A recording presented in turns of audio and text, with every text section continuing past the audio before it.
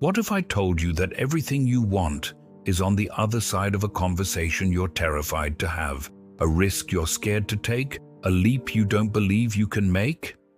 That feeling in your chest, the tightening in your gut, the voice that says, maybe later, or what if I fail? That's the universal experience of fear. And for too long, we've been sold a lie. The lie that courageous people don't feel fear, that successful people are just fearless. Today, we're going to dismantle that lie. This isn't about becoming fearless. This is about becoming fear-proof. Over the next 20 minutes, I'm giving you a practical, step-by-step battle plan to understand, confront, and ultimately defeat your fears. Stay with me. Step 1, we must recode what fear actually is. Your fear is not your enemy. It's a malfunctioning, overzealous bodyguard. Its only job is to keep you safe, alive, and in the known. To your primal brain, safety equals good. Unknown equals potential threat. So when you think about starting that business, your bodyguard brain screams, danger, uncertainty, potential failure. Let's stay in our comfortable, miserable job where we know the rules. The goal is not to silence this bodyguard. The goal is to retrain it, to thank it for its concern, and then gently say, I've got this. We're moving forward anyway. This brings us to actionable step number 1, the fear audit. This week, take out a notebook. Write down your top 5 fears, not spiders, but the real ones. Fear of rejection, fear of failure, fear of judgment, fear of success, fear of insignificance. Name them. Seeing them on paper steals their shadowy power. It turns a vague monster into a manageable problem you can solve. When fear hits in the moment, it's a physiological hijack. Your heart races, palms sweat, vision tunnels. You can't think your way out of a biochemical flood. You have to hack your biology first. Step 2. A. The deep breath reset. This is not woo-woo. This is science. Inhale slowly for 4 seconds. Hold for 4 seconds. Exhale slowly for 6 seconds. Do this now with me. It activates your parasympathetic nervous system, your rest and digest mode, and tells your panicked bodyguard, stand down. There is no physical tiger. Do this 3 times. It creates a space, a tiny gap between the fear and your reaction. Now with that space, you deploy the most powerful weapon against fear, the ridiculously small step. Your goal is not to climb the entire mountain of fear right now. Your goal is to take one small, almost laughably easy step. Fear of public speaking? Your step is not give a TED Talk. It's today I will state my opinion clearly in a team meeting of 3 people. Fear of launching a product? Your step is not make $1 million. It's today I will write the first paragraph of the sales page. Action is the antidote to anxiety. Motion kills the monster. Every small step is a vote for your new identity. I am someone who moves forward even when afraid. Fear is a storyteller, and it's a terrible novelist. It writes catastrophic fiction. If you get rejected, you'll die alone and destitute. If you fail, everyone will laugh at you forever. We must edit that story. This is actionable step number 3, the and then what game? Take a fear from your audit. Let's use fear of asking for a promotion. Your brain says, if I ask, I'll get rejected. Okay, and then what? My boss will say no. And then what? I'll feel embarrassed for a week. And then what? I'll ask what skills I need to develop. And then what? I'll work on them and ask again in 6 months. See? You play it out. The monster almost never survives the light of logic. You realize you can handle the actual worst-case scenario, which is almost never as bad as the terrifying fantasy your fear conjured. Now, let's talk about environment.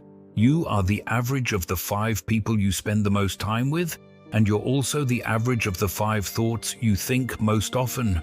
If you're constantly consuming negative news, scrolling through highlight reels of others' success, or listening to naysayers, your bodyguard brain is on constant high alert. Actionable step 4. Curate your courage inputs. For 1 week, I challenge you to a media diet. Consume stories of resilience. Listen to podcasts about people who overcame obstacles. Read biographies. Talk to that one friend who always believes in you. Flood your mind with evidence that challenges are meant to be overcome. You must feed the part of you that says, "I can," until it's louder than the part that whispers, "You can't." Finally, we need to talk about the secret upside of fear. The presence of fear is not a stop sign. It is a compass. It points directly at what matters most to you. You're not afraid of trivial things that don't matter. You're afraid of the presentation because your work matters to you. You're afraid of love because connection matters to you. You're afraid of starting that creative project because self-expression matters to you. Your fear is a signal that you are about to grow, that you are close to something precious. Don't run from that signal. Lean into it, thank it, and use it as fuel. So here is your battle plan, your blueprint. 1. Do your fear audit. Name them. 2. When fear strikes, use the deep breath reset. 3. Take the ridiculously small step immediately after. 4. Reframe the story with the "and then what" game. 5. Curate your environment for courage. This is how you become fear-proof. Not by waiting for the fear to leave, but by building a version of yourself that is stronger than the fear. A version that feels the tightening in the chest, hears the voice of doubt and says, "Interesting, we're doing it anyway." Your life, your real, expansive, brave life, is waiting for you on the other side of that sentence, on the other side of that first small step. So what's your step? Today, right now. It doesn't have to be big. It just has to be forward. The world needs the version of you that defeats fear not by hiding from it, but by walking directly through it. I believe you can do this. Now go and prove yourself right. Now let's address the silent killer. Comparison. You look at someone else's chapter 20 and compare it to your chapter 2, and your fear says, "See, you're so far behind. Just give up now." This is a trap. Your journey is unique. Your path is yours alone. The only person you should compare yourself to is the person you were yesterday. Did you take a small step? Did you breathe through the tension? Did you tell a kinder story? That is the only metric that matters. Progress, not perfection. Courage is not the absence of fear, but the triumph over it. And every single time you choose action over inaction, you triumph. Let's talk about failure, because this is where fear has its strongest grip. We are terrified of falling. But what if I told you that failure is not the opposite of success? It is a critical part of it. It is data. It is feedback. It is the universe gently, or sometimes not so gently, redirecting you. Think of a baby learning to walk. Does it try once, fall down, and think, "Well, I guess I'm a crawler for life. This is embarrassing"? No. It falls dozens, hundreds of times. Each fall teaches it about balance, about gravity, about its own strength. You were that baby once. You still are. Every so-called failure is just a lesson in how to walk toward your dreams with more stability. Reframe failure as tuition. You are paying for your education in success with the currency of experience. So, I want you to do something radical. I want you to give yourself permission to fail. Not to aim for it, but to accept it as a possible outcome on the road to what you truly want. Say it out loud right now. I give myself permission to try and to fail. Say it again. I give myself permission to try and to fail. Feel the weight lift? That's the sound of chains breaking. When you remove the catastrophic stigma of failure, you drain its power over you. You become ungovernable by fear. This brings us to a powerful tool, visualization. Not just visualizing success, that's important, but visualizing the process, the hard work, the obstacles, the comeback. Close your eyes for a moment. Picture yourself facing that fear. See yourself feeling the nervousness, and then see yourself taking the small step anyway. See yourself stumbling, and see yourself getting back up.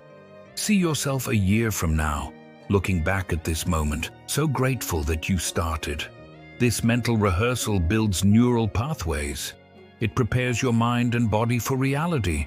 You are teaching your brain that you can handle this. You are building familiarity with the unfamiliar. Remember, you are not a statue. You are a river. You are meant to flow, to adapt, to carve new paths through the landscape of your life. Fear tries to build a dam and tell you to stay still in the quiet, stagnant pond. But your destiny is downstream. You must break the dam. Let the pressure of your dreams build up and then release it with one deliberate action. Surround yourself with reminders. Put a quote on your mirror. Set a daily alarm labeled "My Small Step." Find an accountability partner who won't let you off the hook, but will cheer for your courage. Build a fortress of support so that when fear attacks, which it will, you are not fighting alone on an open field. You are defended by the walls of your preparation and the army of your choices. One day, you will look back at this time, at this fear that feels so large and so immediate, and you will barely recognize it. It will seem small, not because it wasn't real, but because you will have grown so much larger. Your courage muscle will have been strengthened by every rep, by every time you chose to move forward. The goal is not a life without fear. That is a fantasy. The goal is a life where fear is a passenger, not the driver. You are in the driver's seat. You have the map, you have the fuel, and you are ready for this incredible journey. So start the car, take a deep breath, put it in drive, and move. Just move. The road will rise to meet you. The confidence will come from the action itself, not the other way around. You have everything you need already inside you. The doubt is a mirage. The capability is real. Today is the day you stop negotiating with your fears and start commanding your future. Go. Defeat them. Not by a landslide, but by a single, brave, unwavering step, and then another, and then another. I am in your corner, believing in you. Now, go prove yourself right.